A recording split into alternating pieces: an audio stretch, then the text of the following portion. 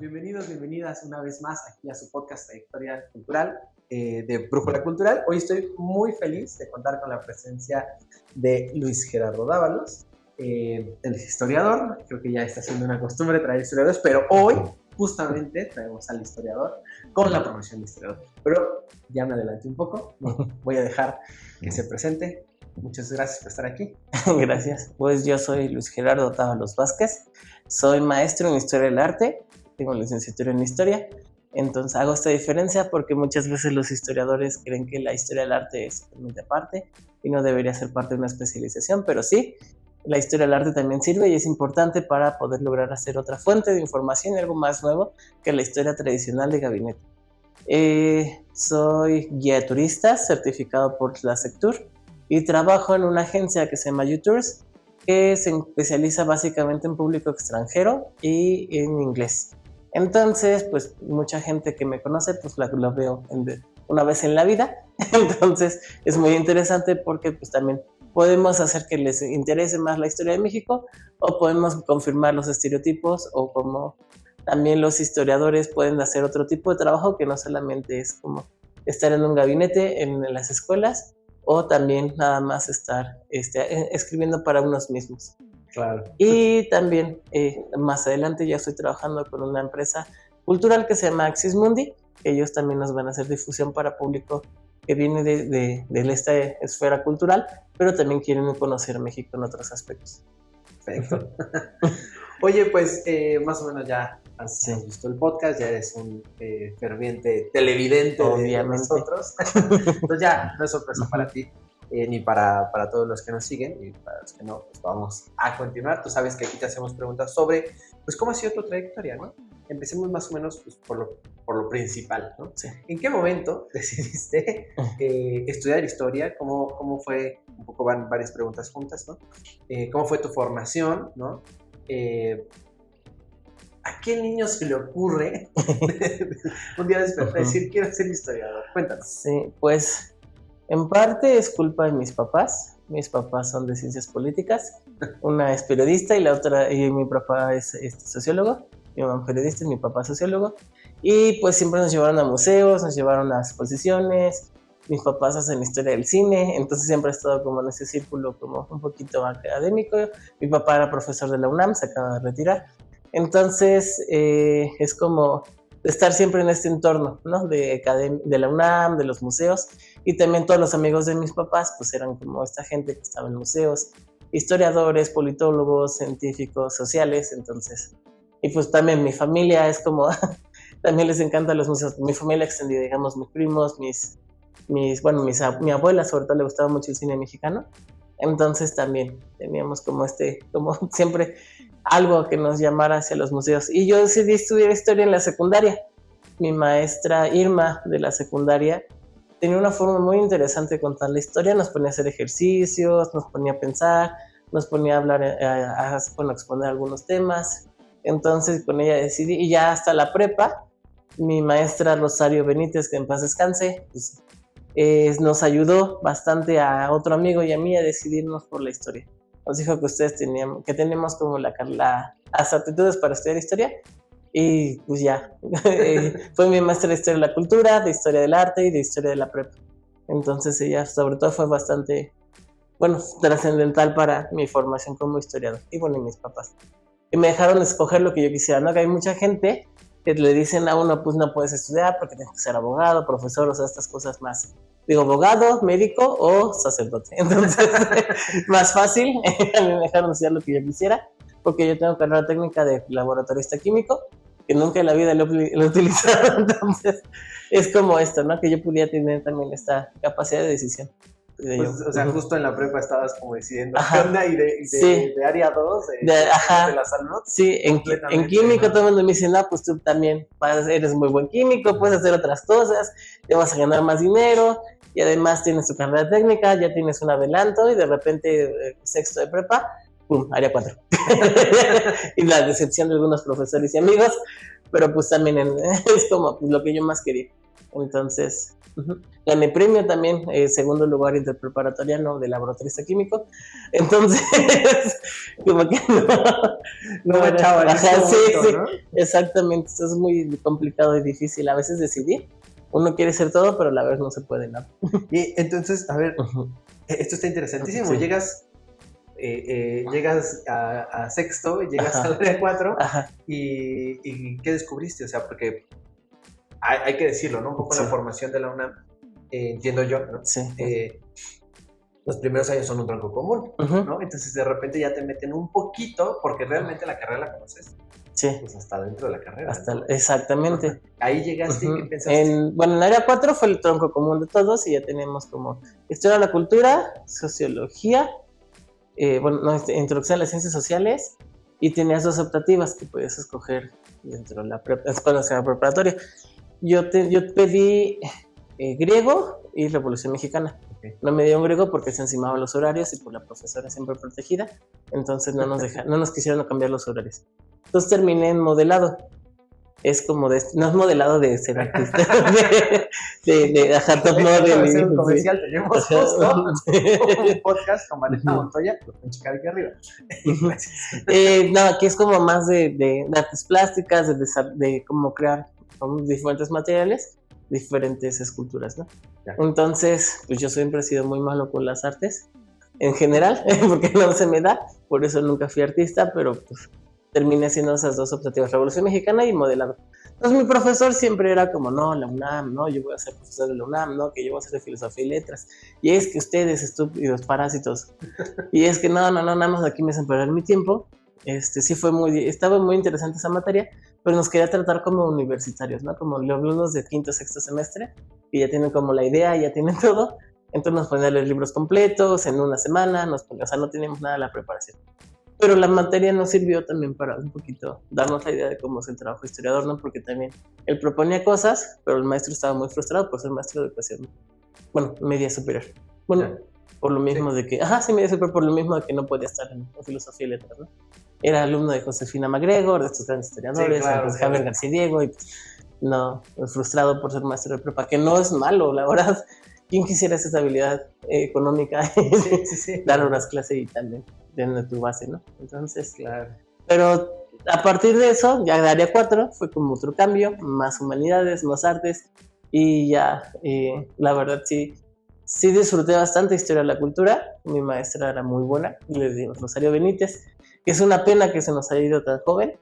Entonces, pues sí logró como despertar muchas, no solo en mí, sino en toda mi generación, o por lo menos varios amigos de área 4, teníamos a la profesora Rosario así como lo máximo. Y como dato cultural, es de la misma generación de Bernardo Ibarrola. Entonces, sí me decía.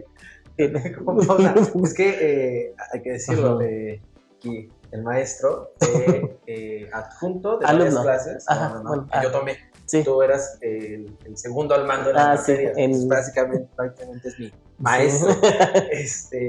Entonces, las referencias de los profesores son algunas que conocimos. Y Barrola, pues al final estaba metido. Y él también ya fue secretario académico, ya está también dentro de las grandes ligas, dentro de la facultad. Pero sí, son de estos profesores que son de estas mismas generaciones. Y que también, Ibarrola, pues. No, fue un poco raro, pero no me marcó tanto. Pero sí, Rosario Benítez es como la profesora a la que gracias a ella estoy estudiando historia. Padre. Es súper curioso esto que mencionas sobre la academia, ¿no? Porque también, me miras, hay como una suerte de pues dificultad a acceder desde muchas partes, ¿no? Sí. No sé si social, ¿no? Pero también académicamente. Pues es que, yo ahorita tengo un poco de desencanto con la academia, no voy a andar en eso, pero porque, pues, sí es difícil entrar, la UNAM está sobrepoblada y también tienen la misma gente en todas las materias, un poquito de centro de poder y de contactos, entonces uno necesita, como en todos los institutos, ya sea INA, UNAM, Politécnico, donde sea, uno necesita contactos para poder entrar, ¿no? Y no digo que yo nunca lo he usado, yo sí he tenido la suerte de que alguien me ayudó a entrar a paseos culturales, pero no fue como ayuda de, mira, ya tienes el puesto, sino me facilitó una entrevista para entrar a paseos culturales. Entonces, sí es como, necesita uno también de estas relaciones sociales y también hacer bien su trabajo. Porque un error, y lo yo acabo de vivir, un error te puede marcar la vida y te puede echar a perder como todo tu trabajo de muchos años.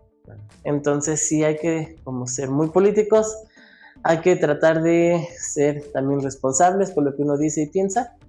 Entonces está bien, lo podemos decir entre nuestras casas, con nuestra familia, pero las redes sociales son un vicio y son un problema que también nos ayuda a tanto difundir la historia, pero también a difundir nuestra forma de pensar, que muchas veces no puede ser la adecuada para las personas. Y lo pueden tomar personal y de ahí se malinterpreta todo, nos saca de contexto y pues puedes terminar fuera de muchos proyectos. Entonces, y si los profesores te dicen, te necesito ayudante, di sí. Si los profesores te dicen, ven, di sí, porque yo perdí varias oportunidades también. María Carmen de Luna, la profesora de historiografía de General y de México, de la facultad, me dijo, oye, necesito un ayudante. Y yo, ahorita no estoy pensando en eso. Y pues ya, perdí esa oportunidad porque volví a hablar con ella y me dijo, no, ya tengo algo. Entonces, siempre decirle que sí a los profesores, siempre y cuando sea cuestiones académicas. Claro. Sí, sí. Ya personales, es importante, ya, sí, claro. sí, ya lo personal y lo pasional, dejarlo de lado, pero siempre ser accesible en lo profesional. Ya, okay. Oye, al final sí, la academia tiene este gran peso sobre pues, el trabajo del historiador, sí. ¿No? Y con esto mismo quería yo preguntar, bueno, ¿y qué carajos hacen? ¿No? O sea, no vamos a contar acá el chismecito, ¿no? Sí. Pero sí hay que ser cuidadoso con lo que uno dice, ¿no? Al final expresar ideas, porque la historia toma como parte de sus fuentes, pues muchísimos temas que a veces son sensibles. Sí. ¿No?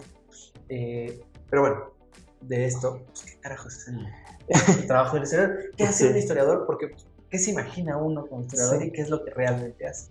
Pues un historiador, aunque la gente diga y le enoje, es un divulgador.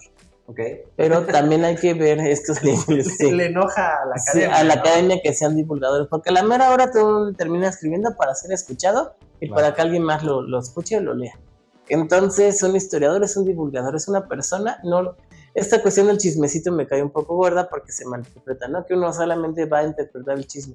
No, uno va a recrear sucesos históricos, porque si recrea muchas veces, para ser historiador, necesitamos como 30% de imaginación y 70% de investigación de archivo y 10% de ingenuidad, aunque se salgan los porcentajes, claro. Pero porque también nosotros nos salimos muchas veces de estos porcentajes, ¿no? O sea, uno no va al archivo a encontrar la fuente adecuada, ¿no? Uno simplemente va al archivo a buscar un tema y empieza a investigar y van viendo unas cosas que van notando, que van destacando y lo va tomando como su información. Colectamos información, la interpretamos, o sea, la masticamos y después lo vomitamos o lo ponemos en papel. Entonces, yo por eso digo que es imaginación, porque una amiga, Carmina Pérez, historiadora, ella hizo a través de los documentos de la Inquisición y documentos del Archivo General de la Nación un mapa que se lo inventó acerca de la migración de mujeres de España a México y hacia Luisiana. Yo con mi trabajo de tesis de licenciatura logré hacer un rastreo de Luciano Castañeda, entonces, que es un dibujante de la Real Exposición Anticuaria. Yo logré, a través de juntar varios documentos, lograr interpretar que fue parte de los alumnos de la Academia de San Carlos de las primeras generaciones. Pero fue un momento de que estaba leyendo y de repente, ¡oh, sorpresa! Ya claro. me cayó todo en cuenta. Entonces, por eso también es un poquito de imaginación y de estar pensando todo el tiempo. Y también los historiadores hacemos, ahora sí, difusión, a andar explicando nuestras ideas en congresos, en simposios, en artículos, en revistas. O sea, mucha gente también descalifica algunas revistas de divulgación porque es como no científico, pero a la mera hora tienes como temas de investigación que te pueden ayudar. Y también los guías de turistas. Por eso es importante que los historiadores veamos a los guías de turistas como una profesión, porque tenemos mucha gente mentirosa, mucha gente que le gusta inventar acerca de alienígenas, de los 4 acuerdos, del yoga tolteca, como una fantasía del indígena, como un ser mágico que está en armonía con la naturaleza, pero el indígena del pasado, no el indígena del presente. El indígena del presente para ellos es perezoso, para ellos es sucio, para ellos es atrasado y es pobre, porque la misma sociedad sí lo ha marcado. pero con estos trabajos podemos darle presencia a los grupos indígenas. Por eso el INALI o todos estos movimientos tienen que tener gente historiadora que logre darle presencia a los indígenas y a los grupos como marginados, gracias a Aguja, que también habla de estos momentos de los marginados de la historia. Entonces, por eso el historiador es muy importante. Tanto puede ser como del régimen, decir que la historia oficial, y también puede ayudar a grupos a legitimarse y a ser más importantes para la historia, para su propia historia. La doctora Mariette Heers, para mí es como uno de los grandes ejemplos. La doctora Mariette Heers es investigadora del Centro de Investigaciones Estéticas de la UNAM y trabaja arte indígena. Ella se fue a Durango, se fue a Sinaloa, estuvo trabajando con los Hopis, de mano a mano con los Hopis, pero siempre con este respeto a su cultura y a su identidad. Ella los apoyó en todo y los Hopis lograron identificar muchos elementos importantes en Teotihuacán de su cultura. Entonces, pero siempre y cuando con esta diferencia entre lo que es de los pueblos y lo que es la divulgación de la historia, siempre respetando la autonomía de los pueblos indígenas, claro. Que mucha gente se lo olvida, que cree que con el historiador uno va a legitimar y va a robar la información, cuando no siempre se puede mediar. Uh-huh. Oye, acabas de tocar muchísimas esferas en un solo discurso. Uh-huh. Y creo que está bellísimo, uh-huh, como el ejemplo de lo que es la divulgación, ¿no? Sí. No solo lo que dices, uh-huh, sino cómo lo hiciste. Sí. Justo todas las esferas desde que no es nada más inventarse la información y lo peligroso que puede ser que alguien invente la información. Sí. ¿No? Entonces, creo que coincido mucho contigo con ese tipo de cosas de la academia. La academia ve hacia arriba y dice, bueno, ya decir hacia arriba, uh-huh, sí, ya hay un problema conmigo, ¿no? Uh-huh. Pero justo, ¿no? Es como decir, es la idea de la alta cultura, ¿no? Sí. Como si de verdad existiera la alta cultura y la de abajo para ellos. Sí. Estoy cuidado, ¿no? Sí, no, y es mismos conceptos de arte y artesanía. Claro. El arte es como estas cuestiones del europeo, el renacentismo, el cubismo, y la artesanía es todo lo que hacen los indígenas o los grupos que ellos consideran minoritarios o menores. Cuando la artesanía es arte, es una expresión también de lo que hacen los artistas, de su cosmovisión, de su forma de pensar, de su forma de vivir el mundo. Entonces, por eso esta distinción de arte y artesanía es muy difícil. Y justamente criticando estas altas esferas, el Instituto de Investigaciones Estéticas, espero no regarla, pero el Instituto de Investigaciones Estéticas tiene muchas diferencias o problemas con estas cuestiones del arte, ¿no? Dentro de este mismo círculo también hacen diferencias que es arte y artesanía. Entonces el arte indígena siempre está relegado y siempre se va por el arte contemporáneo o el arte del siglo XIX. Claro. Entonces sí es como complicado también. Sí, porque lo nombran, no sé si estoy en lo correcto, como algo así como arte por apropiación, ¿no? Exactamente. O sea, nosotros decimos que es arte porque podemos considerarlo desde los valores estéticos contemporáneos, como que podría llegar a ser arte sin considerar los valores estéticos del grupo donde que pertenece. Y también es esta cuestión de que los historiadores estamos cerrados en categorías. Yo soy historiador prehispánico, yo soy decimonónico, yo soy no sé qué, yo hablo de la independencia. Pero es mucha, en general, ¿no? Sí, México universal. ¿Y tú qué estudiaste? ¿Historia? Tú eres buena como memoria. Sí, entonces también tenemos que ver que muchos temas pueden estar dentro de diferentes ámbitos y se pueden abordar de diferentes maneras. Entonces, la doctora Emilia Carrión siempre dice, ¿no? Si tú tienes que hablar del arte contemporáneo, de Rivera, de los muralistas, tienes que saber arte indígena. Porque Rivera utiliza las técnicas y los colores y también algunos símbolos. Entonces no te puedes decir, yo solamente sé contemporáneo. Entonces es muy padre que en Paseos es muy padre en Paseos Culturales porque nos permiten a nosotros, yo ya dejé este programa, pero nos permiten tener una libertad de poder dar los paseos como nosotros los podamos dar. Entonces yo en un paseo daba siglo XIX, siglo XX e indígena. Y entonces el bosque de Chapultepec tiene todas esas expresiones del arte indígena del siglo XX, con Rivera, con Siqueiros, con Orozco, con estas grandes esculturas, pero es arte indígena porque es como la interpretación de estos símbolos. Entonces es como, se puede bajar de diferentes maneras y no siempre estar encasillado en una temática o en un eje. O sea, la historia no Sí. implica ser un Lineal. libro, ¿no? Exacto. Ajá. ¿no? Un libro de sepan cuántos a doble columna, Exactamente. donde te va a cansar. Sí, nada sí, más, sí. ¿no? Hay 1000 formas Ujú. de acercarse a ella Y de hacer historia. y de hacer esto. Ujú. ¿Y qué es lo que más, a ver, vamos a Ujú. meternos en estas partes que luego son un poco sinuosas, ¿no? Ujú. Pero ¿qué es lo que más te gusta de esto? Y para Sí. contarlo un poco, pues también hay cosas que nos disgustan, ¿no? Ujú. ¿Qué es lo que se te ha hecho complicado? No sé, cuéntanos un poco. O sea, a mí lo que me gusta mucho es hablar. Creo que no se ha notado. Es como contarles a las personas de dónde vienen o de dónde, sobre todo de ellos, y hacerles ver que nosotros somos las mismas personas. Creo que algo con lo que congenié mucho con mis profesores es que ellos dicen que nosotros somos, en nuestra raza es el Homo sapiens sapiens, y ya los colores o estas cuestiones más como de los ojos rasgados o de los tonos de piel, ya es algo más local.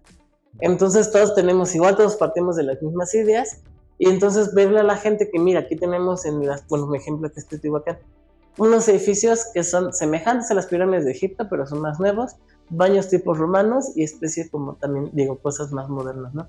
Entonces se quedan sorprendidos de que, ¿cómo es posible que en México tengamos esto? Entonces es muy padre decirles, pues sí, es que pensamos igual y somos igual a las demás personas y vemos el mismo cielo y tenemos la misma forma de pensar. Entonces a mí es lo que me gusta, como también ver como de que el racismo es algo más social y me hace algo más contemporáneo, y cuando podemos nosotros combatir ese racismo a través de la historia. También ver que somos iguales a los demás, porque venimos todos de Bering y de Oceanía. Entonces también con los rasgos culturales se pueden ver, o sea, todo el mundo dice que viene de Bering, pero no. Chile, Argentina, Ecuador y todos estos vienen desde Oceanía. Entonces sí, es como todos venimos de diferentes puntos, y dejar de lado este eurocentrismo también, que es muy importante, porque pues todos los estadounidenses o los europeos vienen con ese yo soy el gran artista, yo soy la gran cosa, pero México tiene también grandes cosas. Okay, sí, Sí. definitivamente de acuerdo, yo estoy anonadado con tu forma de explicar.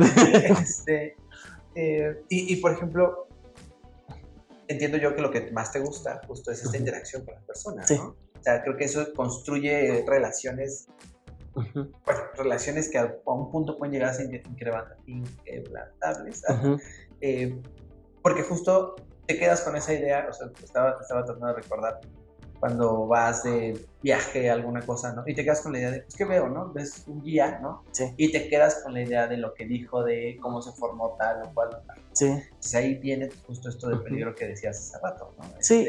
Si te dicen, aquí avistaron los aliens para construir y ellos les mandaron los planos. Y eso es también parte del racismo y el colonialismo. Entonces, por eso me gusta hablar como de esto, de que ellos son tan capaces como las personas de Europa o del mundo o los aliens. Claro. Entonces, bueno, pero también hay gente muy necia, ¿no? Como en todas partes. O sea, a una chica después de 2 horas de andarle diciendo las explicaciones y cómo se hizo y por qué se hizo, dice, no, yo creo que los aliens sí lo hicieron. Y ya, bueno, pues ya es tu problema. Sí. Y digamos, en este camino sinuoso de la historia, porque lo hay, ¿no? ¿Qué nos podrías decir? Que puede haber, pero sí, que no es una lista muy larga. Sí, no, la verdad no es muy larga, son cuestiones que uno también tiene que manejar, la tolerancia a la frustración, de ver que no siempre se pueden hacer las cosas como uno quiere o cuando uno quiere, o tener paciencia, sobre todo lo aprendimos en la pandemia, de tener paciencia para los archivos, porque también son personas y no solamente es su necesidad, la paciencia con los trabajadores porque también se cansan, con la gente de los archivos sobre todo. Un historiador siempre llega con esta actitud arrogante de yo soy el que sabe y tú me vas a dar mis cosas, mis papeles, porque yo voy a descubrir la historia que tú no conoces. No, ellos también saben muchísimo. Yo de muchos trabajadores he aprendido muchísimo y luego hasta saben mejor no están mejor localizadas las cosas que tú. Claro. Y no es llegar con eso, yo soy el doctor con mención honorífica y la presencia máxima de la institución. No, eres una persona más. Entonces siempre hay que llegar con esta actitud, no de humildad, pero sí de saber que las personas tienen el mismo conocimiento y el mismo valor que tú. Somos iguales todos. Y también las decepciones son que en este mundo de relaciones, que también se pueden acabar o se pueden terminar o puedes terminar un problema más grande por las cuestiones que tú dices o comentas con la gente equivocada, porque tristemente es un mundo laboral, en un mundo laboral no hay amigos. Y se aprende muy, muy feo, ¿no? Cuando uno se ve traicionado por estas personas que tú consideras tus amigos o que estabas tan emocionado de contarles las cosas que lo utilizó en tu contra, ¿no? Entonces hay que ser prudentes, hay que ser amables con la gente, respetuosos con las personas y sobre todo un consejo que he aprendido muy a la mala es cuando tú haces algo, guárdatelo para ti mismo y cuando seas seguro, tengas firmado un contrato o salga al aire, ya lo puedes presumir. Porque siempre está esa persona envidiosa o esa mano amiga que te va a echar a perder o te lo puede echar para atrás. Entonces ya hasta que ya no esté, ya está que concreto algo, ya puedes hablar. Y de estas malas experiencias también es la gente que no le interesa. Entonces por eso mucho la tolerancia a la frustración. Claro. Me tocó una persona influencer que de Estados Unidos, no, o sea que quiere ser influencer, ni siquiera como de nombre, quería ser influencer, y yo le estaba explicando y todo, y me interrumpía, y de repente dice, imagínense cuánta historia tiene este lugar, y yo, por favor, te estoy tratando de contar, déjame hablar. Y ya, hubo otra persona que agarró a la mitad del recorrido y me dijo, es que normalmente no me gusta que venga con el guía. Entonces, pues yo prácticamente le dije, ¿por qué no me dijo desde antes? Para yo quedarme en el coche y yo estar caminando. Entonces sí es como saber manejar a las personas, saber leer a las personas y sobre todo ser muy prudente con lo que uno dice o hace. Porque la vida es muy cruel a veces. Ok. Sí, pues, o sea, definitivamente creo que como todo trabajo, bien lo dices, ¿no? Vamos a tener altibajos y más, ¿no? Pero al final estás acá. Sí, ¿no? exactamente. Hay algo que todavía sigue. Hay algo que te motiva todos los días a seguir con la historia. Bueno, ahorita no me estoy tan enfocado en hacer artículos o cuestiones académicas porque mi trabajo es demasiado cansado, porque es levantarse temprano, andar hablando con unas personas casi 5 horas, entonces para mí es como este agotamiento mental de hacer la traducción en inglés y luego también tratar de platicar con ellas en inglés, entonces sí es un poco pesado. Luego la soleada del sol, bueno, la soleada de Teotihuacán, luego también la caminata y luego las madrugadas, entonces sí se me hacía un poco pesado poder hacer algún artículo o algo, pero creo que está muy padre dentro de todo lo que dices, ¿no? Yo siempre he agradecido más conocer los problemas que hay detrás de algo, ¿no? Para que no todo sea enteramente bello, ¿no? Es justo la falacia, ¿no? De decir, ay, voy a ser historiador y voy a tener una cantidad enorme de libros y todo el día me voy a dedicar solo a escribir, ¿no? Y pues no es así, ¿no? Entonces, esta visión que nos presentas, un poco también, voy a decirlo, un poquito pesimista, pero realista, sobre todo, me hace sumamente valioso, ¿no? Porque entonces te das cuenta de que si lo quieres estudiar, pues como todo trabajo, tiene trabajo. Sí, es una chiste. Es un chiste, exacto, ¿no? Diría por ahí una mujer muy sabia, mi mamá. No es enchilame una y dan otras dos, sí. ¿no? Exacto, ¿no? Entonces es una carrera también como todas de resistencia, ¿no? Sí, y estar preparándose todo el tiempo. Ahorita como guía de turistas yo tuve que tomar un diplomado, un curso de primeros auxilios y hacer un examen de inglés para poderme certificar como guía de turistas. Y mi credencial tiene una vigencia de 4 años. Entonces ahorita estoy tomando cursos para poder renovar mi credencial. Y voy a tener que tomar otra actualización de cursos de primeros auxilios. Entonces todo el tiempo está saliendo algo o está algo nuevo. Y tener esa apertura de mente, ¿no? Claro. De poder, yo ya como soy licenciado, maestro, doctor, postdoctor, eminencia de la historia, nunca voy a aprender nada. Entonces es como también tomar estos cursos con sabiduría. Y la misma gente también te va enseñando porque ellos también leen. Claro. Y como ellos también tienen otro alcance en inglés o libros más fácil accesible en Estados Unidos, en Europa, pues tienen otra información. Yo he aprendido también bastante de las personas. Entonces no es como de nada más sentarme, no, ni siquiera sentarme, pararme, hablar de las pirámides y ya, sino también escuchar a las demás personas, porque también los otros quieren ser escuchados y vienen de vacaciones, pero también quieren aprender y que tú aprendas, o no que tú aprendas, pero sí a platicarte sus vivencias. Entonces, de dónde han estado, cómo han estado, cómo que han aprendido, qué han visto y las semejanzas que también ellos luego pueden ver, porque uno, bueno, yo por desgracia nunca he podido salir del país. Entonces, todo lo que me cuentan para mí se me hace fascinante, ¿no? Ver otras formas, sobre todo estas personas que sí están en el privilegio de poder viajar, y de poder conocer otros países es muy, muy interesante. Oye, qué precioso esto. No, o sea, de verdad esto, porque tú vives el intercambio cultural del momento, o sea, trabajas de eso, vives de ello, ¿no? Y vives con ello. Sí. Eso se me hace muy, muy importante, porque también, por ejemplo, puedes, esto que dices, ¿no? De los baños romanos, yo nunca lo había visto así. O sea, claro, tienes todo el sentido, tienes todo el sentido de lo que estás diciendo. Son la infraestructura de un baño romano. Y es más sencillo aprenderlo o entenderlo, ¿no? A quien vive en Italia, ¿no? Como un baño romano, porque de seguro más o menos lo ha visto, ¿no? Pero si nada más vienes aquí y dices, no, pues es que aquí... Es una letrina. Ándale, exacto, ¿no? Es una letrina. Pues, no, pues, gracias, ¿no? Qué chido, ¿no? Wow, cuánta infraestructura llegaban a tener, ¿no? Y muchas veces necesitas de este tipo de ejemplos para empatizar con el otro, ¿no? Y eso se me hace muy interesante. Aquí hay una pregunta que bien conoces, ¿no? Ya la has escuchado muchas veces, yo creo que ya la tienes pensada, ¿verdad? Sí. Es que ferviente seguidor del podcast. No nos vamos a ir a 10 años como los demás, vamos a ir un poco más atrás, hacia, digamos, el bachillerato. ¿Qué te dirías a ti, no? Ya sabes, si pudieras hablarte a ti mismo, ¿qué consejo te darías en la prepa, ¿no?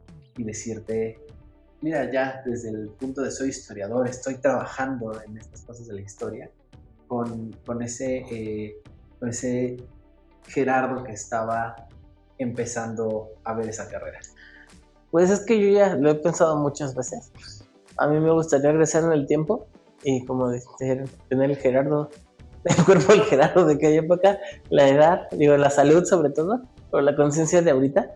Y también yo le diría que siempre le diga que sí a todo lo que te dicen los profesores, de que quieres hacer, de que si quieres ir, necesitas, o pedir becas o apoyos, porque la UNAM tiene todos esos presupuestos o programas destinados para uno que pueda hacer uso de ellos, como intercambios, becas, ¿cómo se llama? También puedo solicitar profesores de otros lugares. Entonces, si uno puede aprovechar esos recursos, pues qué mejor para poder conocer otros lugares.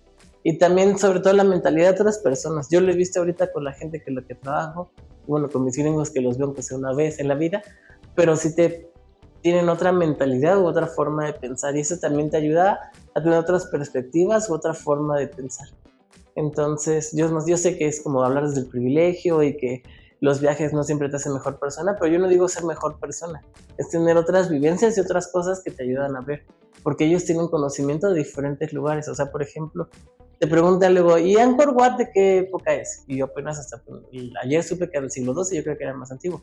Y luego tratan ellos también de relacionar lugares a los que han ido con los lugares que están visitando. Entonces, de esa forma también tú puedes conocer o tener otra forma de pensar de cómo abordar las cosas.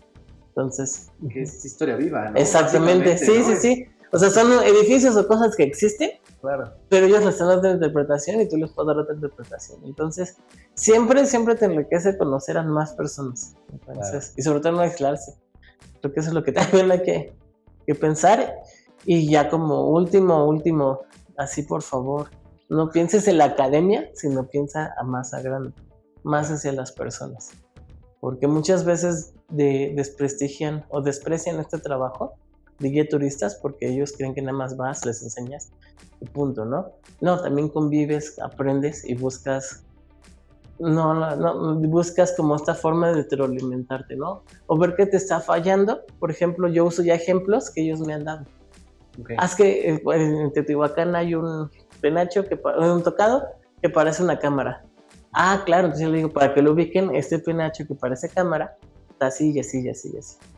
Entonces también te ayuda a ti a facilitar. Y en la maestría me lo dijeron, que yo tenía mucha facilidad de palabra y trataba yo no tenía estos prejuicios que muchos alumnos que llegan de la maestría llegan, porque yo trabajo con más personas, o claro, veo con otras personas. Entonces, sí. Eso. Sí. Ok. Oye, qué buen consejo. Sí. Sobre todo el decirle que sí a todo. Ajá. Por eso nos dijiste que sí en cuanto sí, exactamente. Porque ya no me vuelve a pasar. No, perfecto. Muchísimas gracias por estar aquí.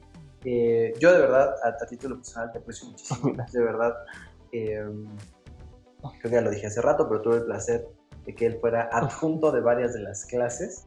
Me ayudó en varias, hay que decirlo. Sí. Digo que no me sacaran Sí. por estar comiendo en clase, pero bueno, Sí. ese es otro tema.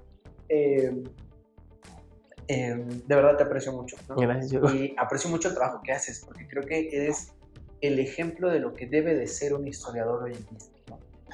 Así, cabrón, como te lo digo, yo creo que sí, porque coincido mucho contigo en esa parte de la academia, ¿no? La academia tiene el problema de elitizarse a sí misma, ¿no? Entonces no sales de esta esfera, y cuando sales de la academia descubres que hay un mundo, ¿no? Un mundo mucho más grande, y que realmente un proceso histórico a las personas que están caminando por la calle, que no sabemos qué estén realizando, simplemente no les importa, pero sí les afecta. Entonces hay que entender cómo poder llegar con ellos, ¿no? Y este trabajo desde la academia, desde archivo, desde, ¿qué eran?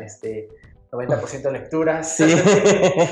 más 20%. Sí, no, de 30% de imaginación, 70% el archivo y los libros, y el otro 10% el extra, que ya es como la imaginación, porque sí. Bueno, ¿cómo era? No, pero sí es pero sí, de la divulgación. Ya, sí. Ya ese trabajo ya ha bajado ya procesado y llevado con las personas, es algo que tiene muchísima valía y que es necesario hoy en día. Entonces yo, por eso a título personal, de verdad es que admiro mucho la labor que haces, ¿no? Con todas las empresas y con todos los trabajos que vas realizando y que uno te ve en redes moviéndote. Y hablando sobre todo de las redes, ¿dónde podemos conseguir una, pues, no sé, una visita guía contigo, una charla, un café? Bueno, no sé qué, lo que estés dispuesto a anunciar. Mi Instagram, que es geradav89. Okay. Ahí tengo mi anuncio de Conaxis Mundi, donde se están realizando paseos culturales. También me pueden mandar DM por Instagram. Y pues en sí no tengo como redes sociales. Bueno, trabajo con YouTubers vía TripAdvisor, entonces esos para si algún día también quiero un paseo, o pues también, bueno, por DM del Instagram me pueden mandar mensajes o solicitar también, ajá. Perfecto. Y bueno, aquí en Facebook lo van a publicar y etiquetar mi perfil, entonces también me pueden mandar mensaje por ese medio, pero no, en sí no manejo redes, porque he tratado también de hacer, como esto de la divulgación es muy difícil, también no puedo mantener como mucho doble perfil. Entonces prefiero uno solo. Perfecto. Entonces, ahí, y más o menos como para que nos demos una idea de dónde, de qué visitas guiadas podemos contar contigo, ¿no? Yo doy, les llaman walking tours, que son paseos que son caminatas, que puede ser el centro histórico, Tlatelolco, el Cerro de la Estrella, los baños en Nezahualcóyotl, bueno, se llaman walking tour. Bueno, varios así en el centro histórico, la Ciudad de México, Xochimilco, que sobre todo es muy, muy bonito porque tiene una trajinera, pero no vamos como a los típicos embarcaderos. Vemos el centro histórico de Xochimilco, que tiene mucha historia viva, con el Niño Pa, y también esa es la diferencia de los tours que doy, que trato de meter un poquito de como cultura, o de cómo decirlo, de tradiciones, y también que puedan comer y ver como cosas que no siempre vamos a lugares turísticos.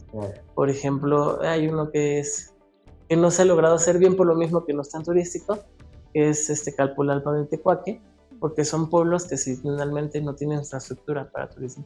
Pero Tecuaque es un sitio muy importante porque es un lugar donde los españoles fueron derrotados en 1519. Entonces, está muy interesante. Entonces, claro. Bueno, pueden tener como varios lugares. Ahí donde queramos ir. Sí, exactamente. Sí, ya vemos que y ya les invento la historia. Los aliens. Ajá, exactamente. Oye, de verdad te agradezco muchísimo por estar acá. No sé si quieres hacer algo más, si no. Pues estudiar historia dicen que no enriquece, pero te enriquece culturalmente y mentalmente. Entonces, si uno no es como tan apegado al dinero, entonces estudien historia, por favor, porque los van a hacer muy felices. Historia, antropología, cualquier ciencia social. Okay. La verdad es mejor que estudiar derecho. ya, a ver qué nos dicen los detrás de la pantalla. Te agradezco mucho por haber estado aquí, de verdad. Muchas gracias. Y bueno, agradecerles también a ustedes por estar escuchándonos en estas pláticas. Nos vemos como cada mes, el próximo mes, para seguir haciendo que la cultura llegue a todos lados. Muchas gracias. Gracias.